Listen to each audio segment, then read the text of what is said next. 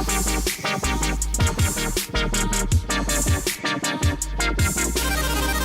it's Ephruz, and I'm here to talk about stuff that's been going on at CES.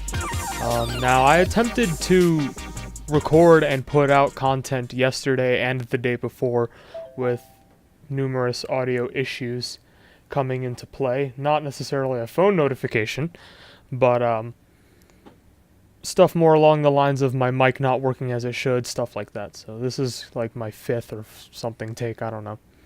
But I'm going to try and talk specifically about individual different kinds of computer hardware over the course of the next few days, because I feel like it's going to get too scrambled, similar to my CES 2015 videos, if I just look at everything at the same time, or even if I cover like all the news that I think is important that has happened in one day, but it's scattered around, like you have CPUs, GPUs, motherboards, RAM, cases, gaming peripherals, stuff like that. All that stuff gets released every day.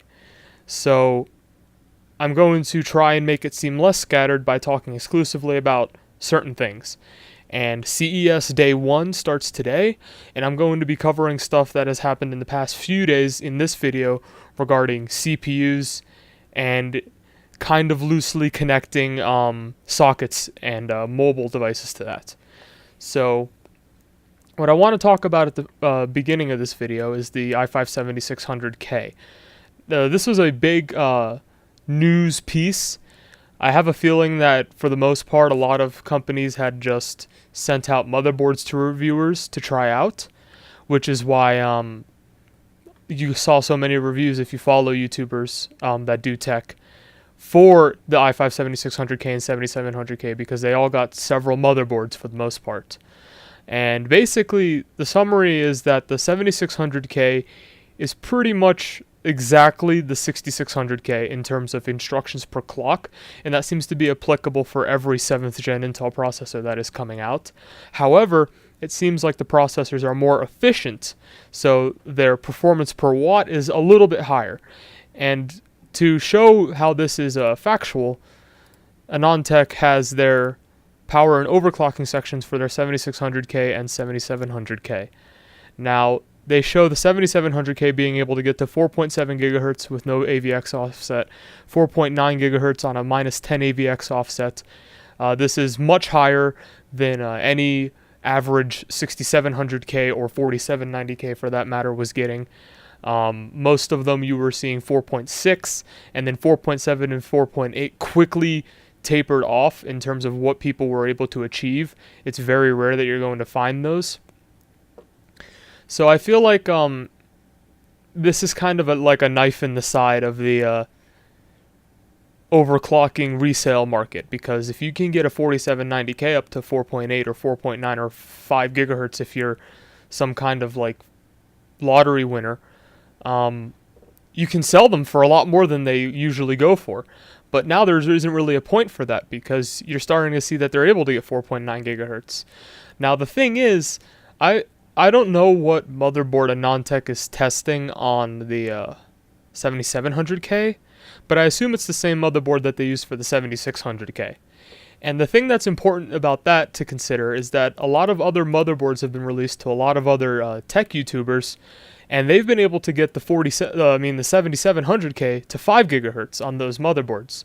So if it's mainstream that it's capable for the 7700K to reach or pass 5 gigahertz, I have a feeling that the 7600K will be capable of going above 5 gigahertz. And this is really good news, not necessarily because we passed 5 gigahertz or anything like that, but because the 7600K ends up becoming, instead of an i7, the go-to processor to recommend for starting streamers and video editors. A lot of games are still not using 4 cores to their maximum potential. There are some games that are, but especially if you stream on Twitch and you're somebody who streams one of the most popular games on Twitch, in most of those cases, a lot of the popular games on Twitch are popular because a lot of people are able to play them, understand them, and spectate them, which means that they don't use a lot of computer resources, which means that an i5 will be more than enough in a situation where you're streaming and you have some cores for your broadcasting software, some cores for your games, and some cores for other social engagements, whether it's through your streaming platform or social media. This means that a lot of people are going to be having cheaper streaming capable PCs. Now that's bound to happen year by year, but this is particularly important because you're able to stream other games than just the mainstream games fairly easily. I feel like if you're overclocking, this is the most drastic jump we've seen in maximum processor performance in a very long time, at least for like specific budgets. The 700K, I feel like will be more appropriate for people who are playing more intensive games and are wanting to stream at 1080p 60 FPS. But with a 7600K, you can probably stream everything at 720p 30 FPS, which is something that I recommend doing anyway, especially if you're a starting streamer, because since you don't get quality settings, you want as many people to be able to watch your videos as possible. And 1080p 60 FPS is going to take too long to load, and there's going to be significant buffering issues for viewers with slower internet connections. So for the most part, I feel like the 7700K is now in its own niche because of how strong the 7600K is looking like it's going to be. Now, going on to mobile devices, the 1050 and 1050 Ti are starting to be put in notebooks.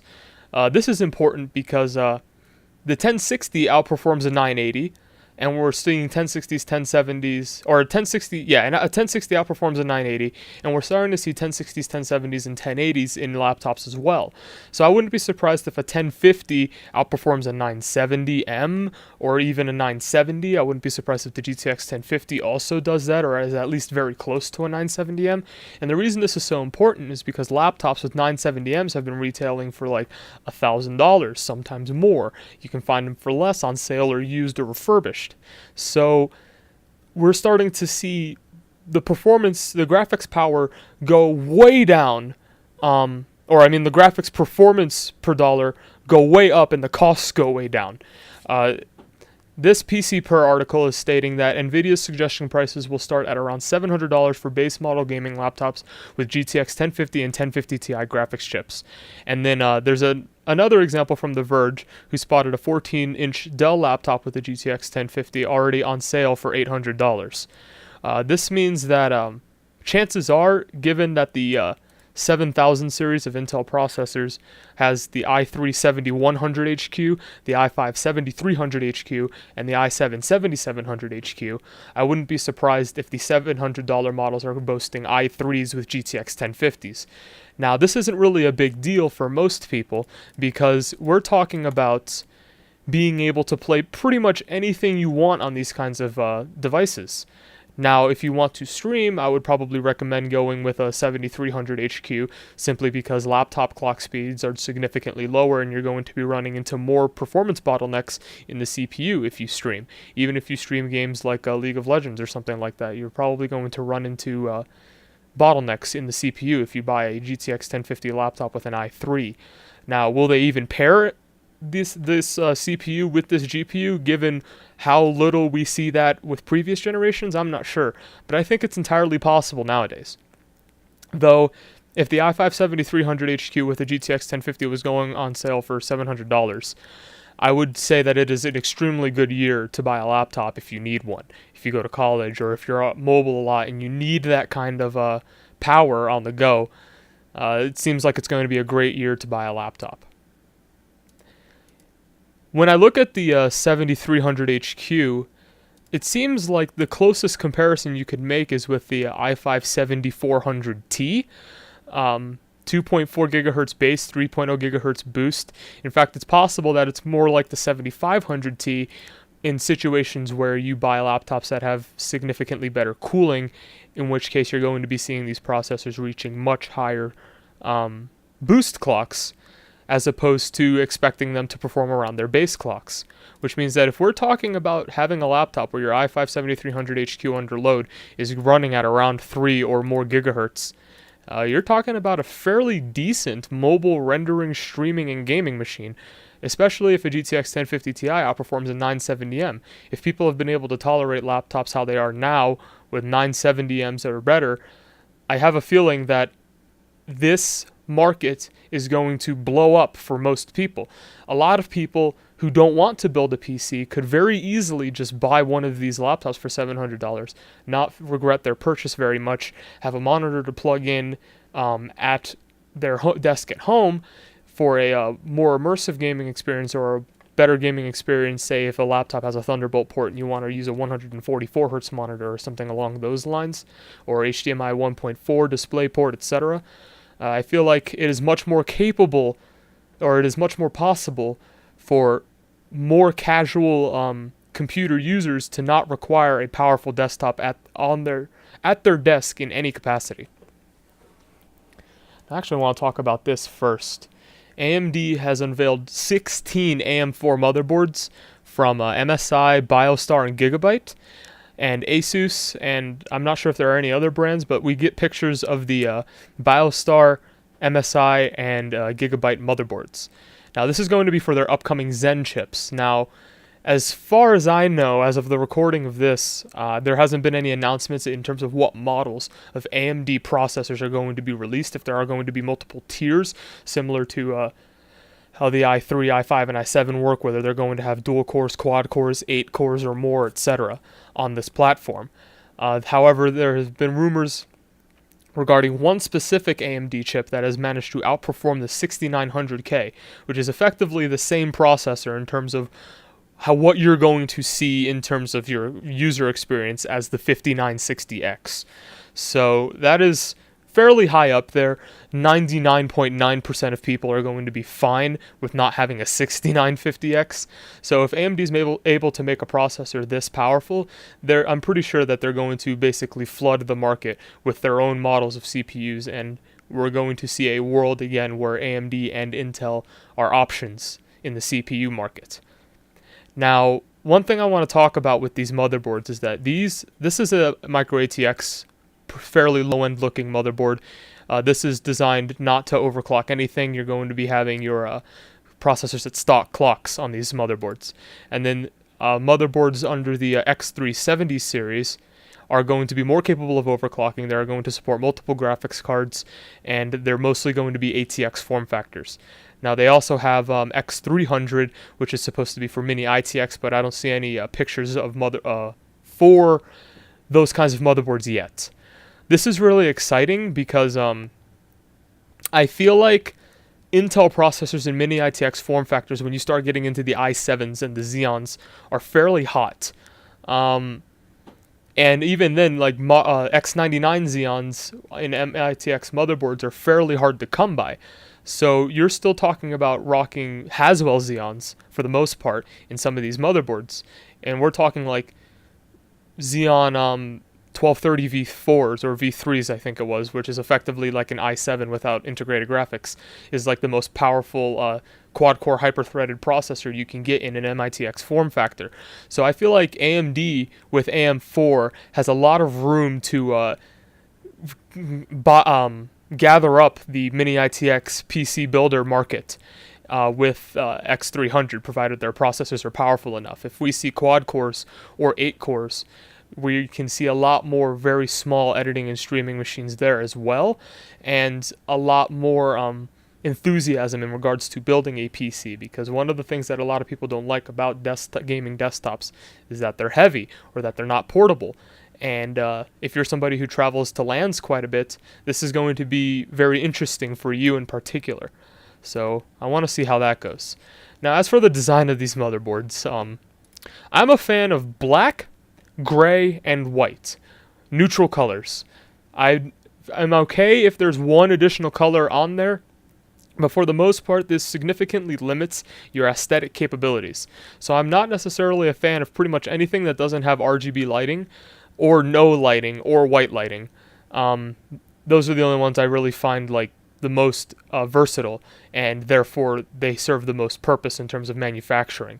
I feel like once you start making motherboards with just red LEDs, when you have motherboards with RGB LEDs, it is possible that you are increasing production costs for no reason. And that's why I don't like stuff like seeing this blue LED on this black and white motherboard. Like, why? Just get rid of this. I don't care if I have the option to turn it off. I know I'm paying for this to some degree. And then, Yeah, like these just, they don't look nice to me. I've always preferred having an all black or black and white build. Now Gigabyte, on the other hand, has done a very good job because this is their Gaming K5 and this is their Gaming 5 AM4 motherboards. These two are obviously, just by looking at them, clearly capable of overclocking an AM4 processor and clearly capable of having multiple graphics cards in them. So I feel like so far I see two motherboards that I can basically recommend to anybody on the basis that someone's not going to be turned off by a motherboard because it is not a color that they are a fan of. This is something that I wish motherboard manufacturers were more aware of when they do stuff like this. Now, Gigabyte isn't completely out of the blue here, no pun intended. The red is still in some of their lower-end motherboards too. This is a Gaming 3, but I would like to see more black and white motherboards. So I'm really looking forward to what Asus has for us, since they haven't announced their motherboards yet as of the publishing of this video. Now, AMD also has a bunch of Ryzen-based systems that'll probably run RX or possibly Vega graphics, though I haven't heard anything about Vega so far at CES. So I wouldn't be surprised if these are AM4-based pre-built PCs with RX series graphics cards in them, which is a little underwhelming on the basis that since we're seeing AMD processors as powerful as a 6900K being shown in benchmarks, an RX 480 is a relatively weak graphics card to have in a pre-built PC if you are able to have CPUs up to that tier in it. The RX 480, even in Crossfire, is relatively weak in that sense. Now, if you have a quad-core that performs similarly in terms of instructions per clock from AMD, that would probably be more suitable, but I'm really hoping that AMD releases Vega soon because a fully high-end AMD build is not possible yet until the Vega cards come out, given the fact that previous gen high-end AMD graphics cards are now mid-range or mid-upper range, like the R9 Fury X being supposed to be as powerful as a 980 Ti, but because of a lack of optimization in a lot of games, performs a little bit worse for the most part, with the exception of games that run Vulkan. So we're talking about a graphics card that is weaker than a 980 Ti, which is slightly weaker than a 1070, almost negligible in some games, and I don't feel like that is a powerful enough graphics card from AMD to offer if they have CPUs as powerful as a 6900K. Now, they're showing a bunch of CPU coolers that are going to come with AM4 brackets if you buy them once the AM4 processors release. Now, these are just a few. Like, this is such an old cooler. They're probably not going to release an H100i or an H110i with these with AM4 brackets. They're probably going to release H100i GTXs, H110i GTXs, H115i GTXs with these kinds of designs, because if I recall correctly, I don't even think Corsair's making the original H100i anymore. They have released so many refinements that there really isn't a point anymore. Now, it's nice to see that Noctua has their NHD 15s there, because this means that at the very beginning of the release of AMD hardware, we are going to have one liquid cooler at least, and one of the top CPU coolers at least, for us to be able to test overclocking capabilities. Now, this means that if you are somebody who just wants to support AMD, wants to make an AMD-based build, you are going to be able to have no compromises in terms of waiting for coolers to release brackets to support your overclocking desires. I think this is very good. I appreciate the level of organization from AMD, given the fact that they have not made a CPU since 2011 in terms of architectural improvements. So I'm really looking forward to seeing, based on how AMD has been executing the release of this processor, what's going to happen in terms of the market share and in terms of game optimization and what kind of PC builds we can begin to recommend consumers. The last thing I want to talk about is the Snapdragon 835 processor, because I'm a little skeptical about this. I'm not sure if Qualcomm has talked about what processor they're comparing this one to, but when I see stuff like it's 35% smaller and uses 25% less power than previous designs, and that their Adreno 540 GPU is 25% faster in terms of graphics rendering than previous designs. I wonder what processor they're comparing it to. Now, given how new the 820 and 821 are in terms of what phones have been coming out when they have been coming out, I feel like it would be a slap in the face if this processor was so much more powerful than the 820 and 821, and for phones to start coming out in like Q1 or Q2 of this year.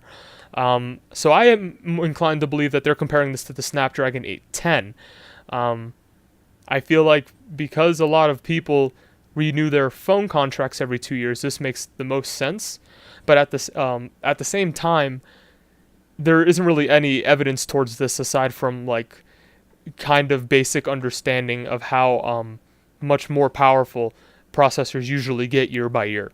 On a side note, I'm really disappointed that there are no Android tablets that have been coming out that have any kind of even remotely high-end specs. We're seeing mid-range Android tablets at best, and I'm talking like in terms of raw hardware.